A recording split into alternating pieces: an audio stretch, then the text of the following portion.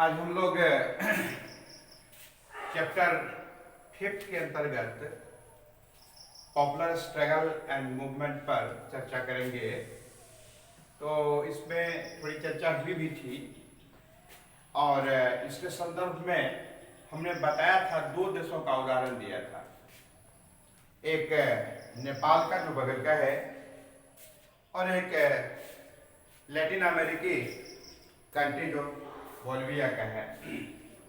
तो अभी हम लोग उसी को स्पष्ट करना चाहते। सबसे पहले ये पॉपुलर स्ट्रगल जो है, पॉपुलर से तात्पर्य हिंदी में हम लोग उसको लोकप्रिय से है, यानी जो जनप्रिय हो, और स्ट्रगल से का अर्थ होता है संघर्ष, यानी वैसा संघर्ष जो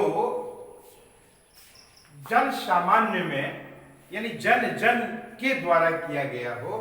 इस प्रकार का संघर्ष को चूंकि मास लेवल पर होता है, इसीलिए इसको पॉपुलर स्ट्रगल की भी संज्ञा दी जाती है। और दूसरा वर्ड है मूवमेंट, यानी आंदोलन। आंदोलन से तात्पर्य है कि बहुत बड़ा बदलाव करना, सिस्टम में बहुत बड़ा परिवर्तन करना ही मूवमेंट के नाम से जाना जाता है, आंदोलन के नाम से। यानी कि जब बहुत व्यापक किसी चीज में परिवर्तन होता है, चाहे नियम हो, चाहे सरकारी तंत्र हो, या कानून हो, या कोई सरकारी पॉलिसी हो, इसमें बहुत बड़ा उलटफेर जब होता है, बहुत बड़ा परिवर्तन होता है, ऐसे ही शब्द के लिए हम मूवमेंट का प्रयोग करते हैं। तो ये पॉपुलर स्ट्रगल एंड मूवमेंट, इसीलिए इसका नाम हुआ कि जन संघर्ष, जन जन के द्वारा किया गया संघर्ष अपनी मांगों को मानने के लिए, तथा मूवमेंट, ये इस टॉपिक का नाम पड़ा।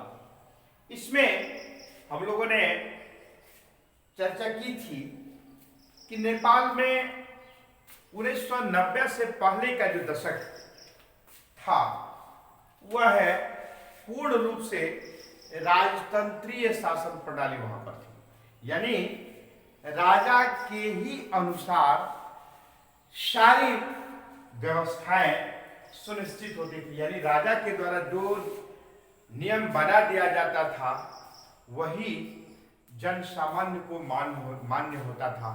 भले ही वह नियम जनहित में हो अथवा नहीं हो, किंतु वह नियम को फॉलो हर हाल में वहां की जनता करे। किंतु आस पड़ोस की कंट्री को स्वतंत्र देखकर, तात्पर्य जहां लोकतंत्रीय शासन प्रणाली स्थापित है, वहां की विशेषताओं को देखकर उसका प्रभाव पड़ा वहां की जनता पर। आप जानते हैं कि भारतवर्ष की एक बड़ी आबादी नेपाल की जनसंख्या की तुलना में नेपाल में प्रत्यक्ष रूप से अथवा अप्रत्यक्ष रूप से कार्यरत है, व्यवसाय है, कारोबार है, उद्योग धंधे हैं, सेवा है। तो प्रत्येक क्षेत्र में भारतीय भी वहां पर कार्य करता है। तो इसलिए भारत के साथ एक तरह से बेटी रोटी का संबंध नेपाल का रहा है।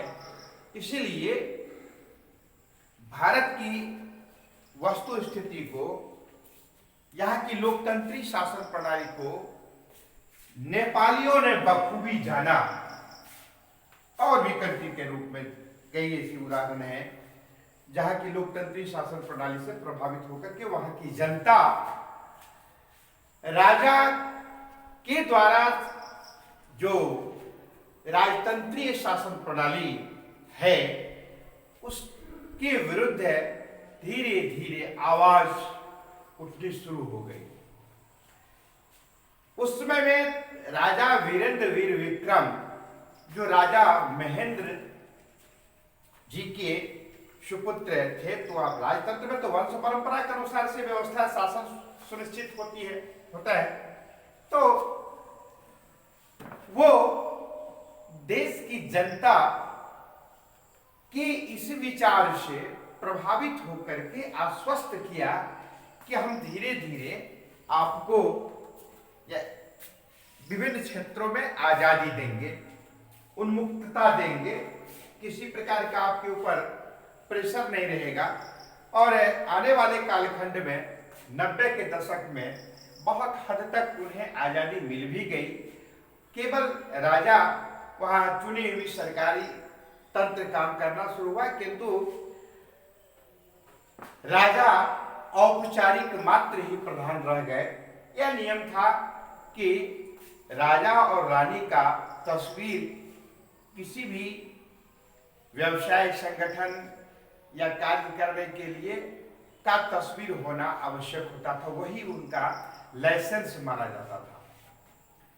किंतु राजशाही परिवार में राजा वीरेंद्र वीर विक्रम के द्वारा इस प्रकार की उदार भावना जो है रास नहीं आई, और नतीजा ये हुआ कि बाद के कालखंड में महज 10 वर्ष के अंतराल पर ही राज परिवार में एक ऐसी विभत्स घटना घटी जिसमें कि युवराज समेत राजा की नृशंस हत्या होती है। ऐसी मान्यता है कि युवराज दीपेंद्र ने परिवार के सभी 8 सदस्यों की हत्या की और अंत में अपनी भी आत्महत्या कर ली। बहुत बड़ा उथल पुथल हो गया, देश में कोहराम मच गया और कालक्रमेण, मैं उनके इतिहास में बहुत जाना नहीं पसंद करूंगा, कि 2005 ईस्वी में सरकार राजा के द्वारा जो संरक्षण मिल रहा था वो धीरे धीरे छीन होने लगा। चुनी हुई सरकार भी कमजोर पड़ने लगी और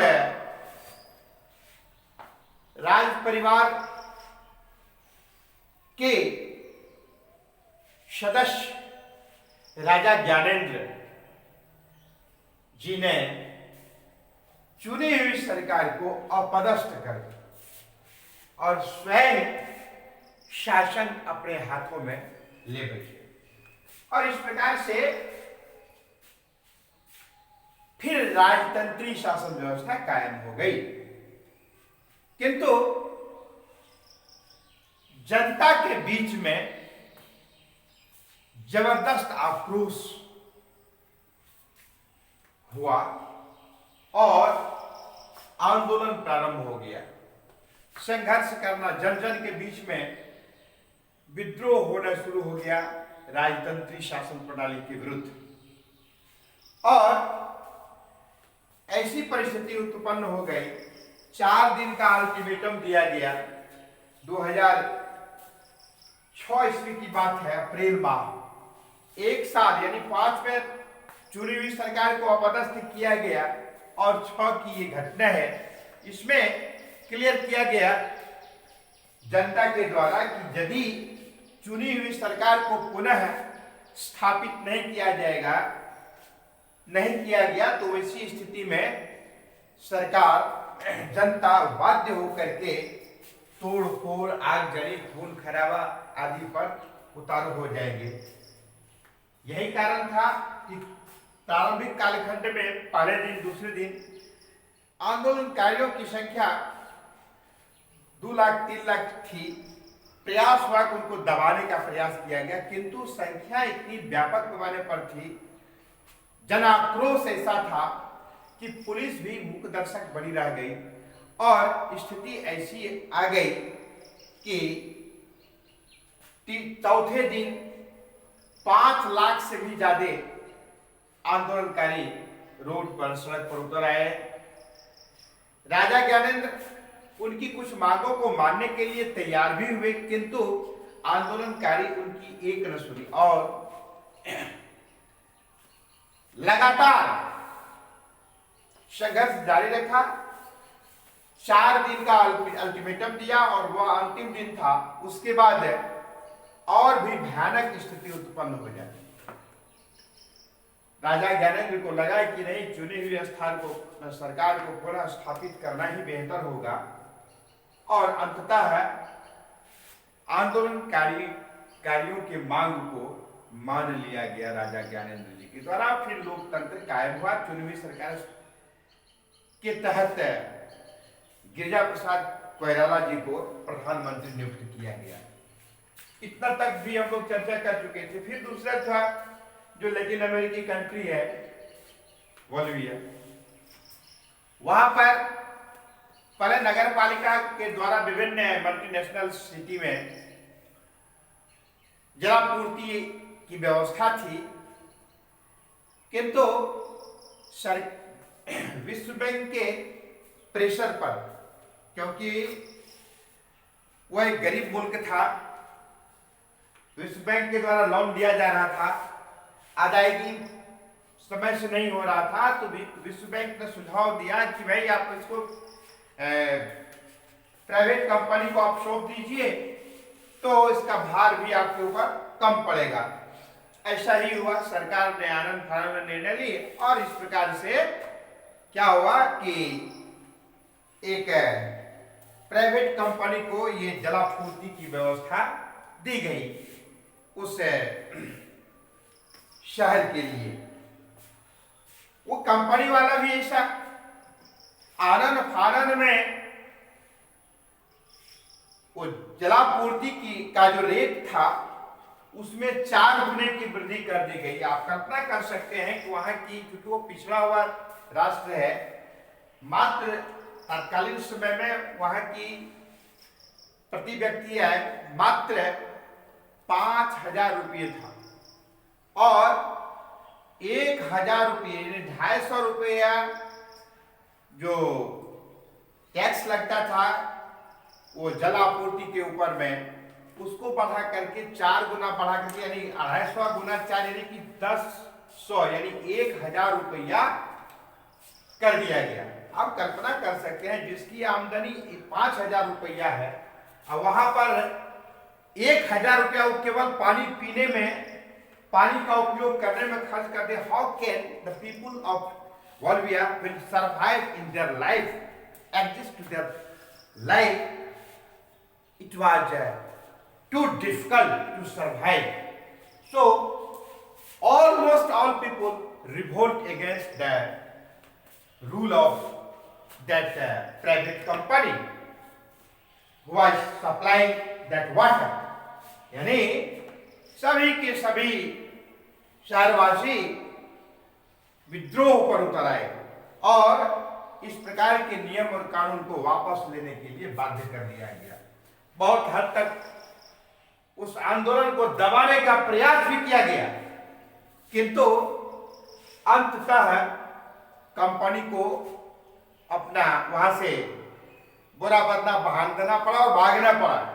सरकार पूरा अपने हैंड में ले लेती है, वो नगर पालिका को दे दिया जाता है और फिर पूर्व की ही भांति पूर्ववत जो जलापूर्ति का रेट था उसी पर उसको पुनः कायम किया गया और फिर मामला शांत हुआ। तात्पर्य यह है, मैंने 2 उदाहरण दिया, तात्पर्य यह है कि विभिन्न प्रकार की मांगों को मनवाने के लिए समय समय पर संघर्ष होते रहा है और बिना मांग किए हुए, बिना संघर्ष किए हुए, बिना आंदोलन किए हुए सामान्य स्थिति में मांगों को मानना कठिन हो जाता है।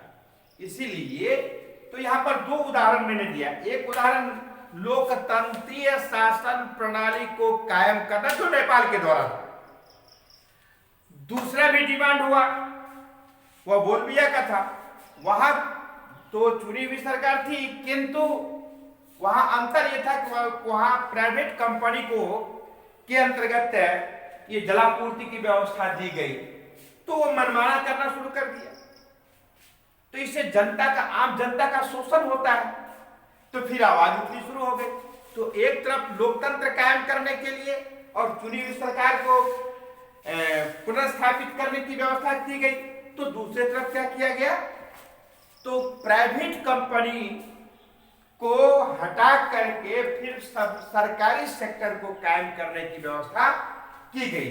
तो तात्पर्य है कि लोकतंत्रीय शासन प्रणाली को कायम करने के लिए तथा प्राइवेट कंपनी को नजरअंदाज करके गवर्नमेंट सेक्टर में ही विभिन्न क्षेत्र को कायम करने के लिए और अपनी जनता के मांग को मनवाने के लिए समय समय पर जन संघर्ष यानी पॉपुलर स्ट्रगल होते रहा है।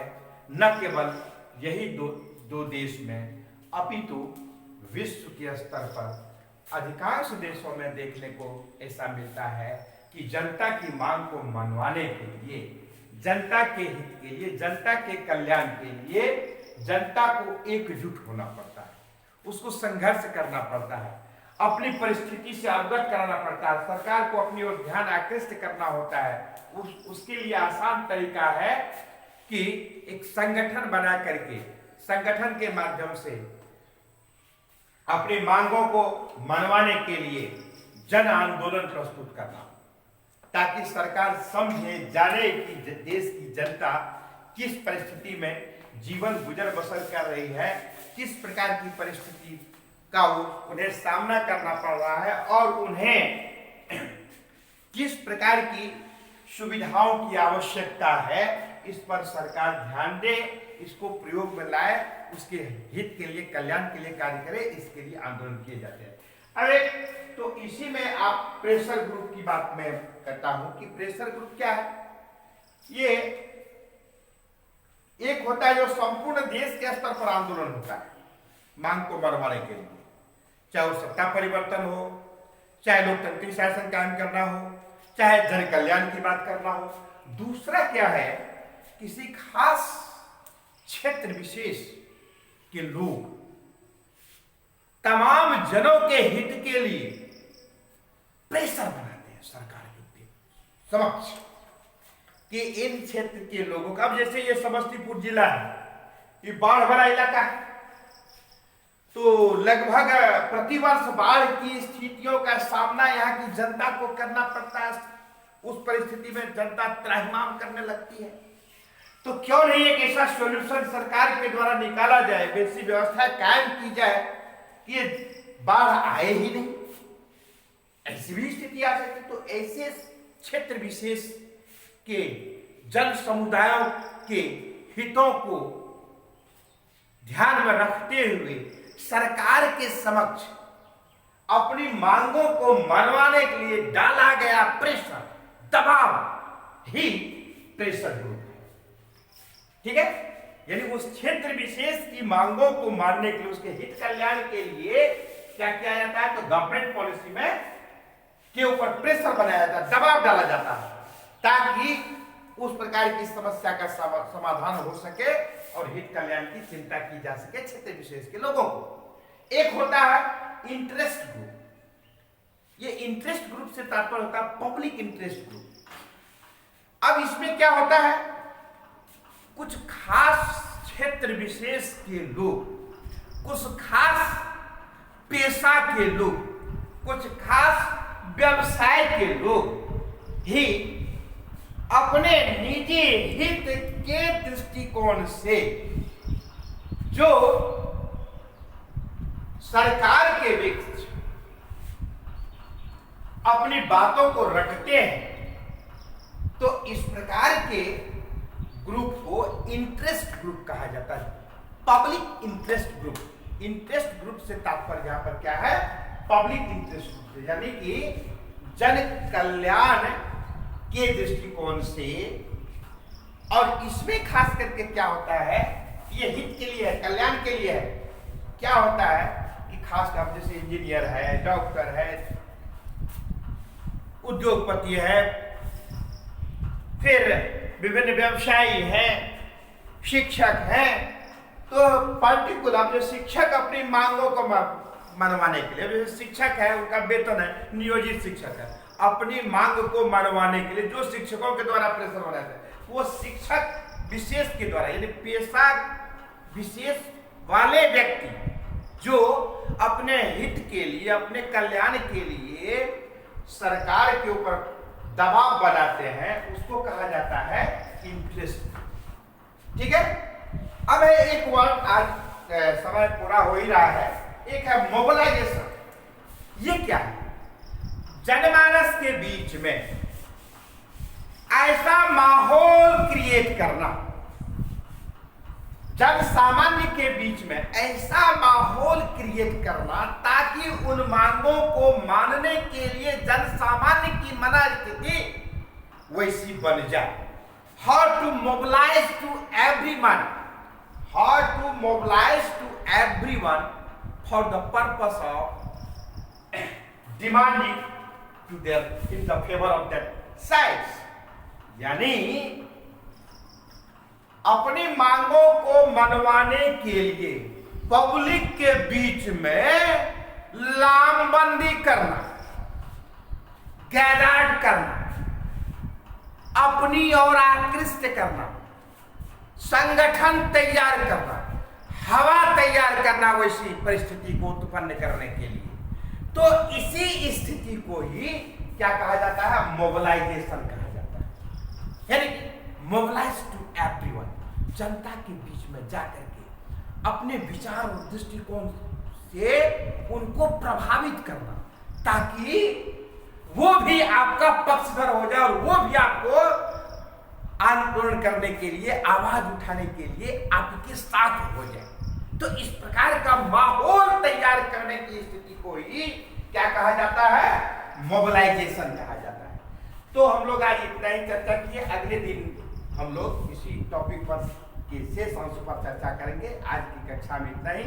धन्यवाद।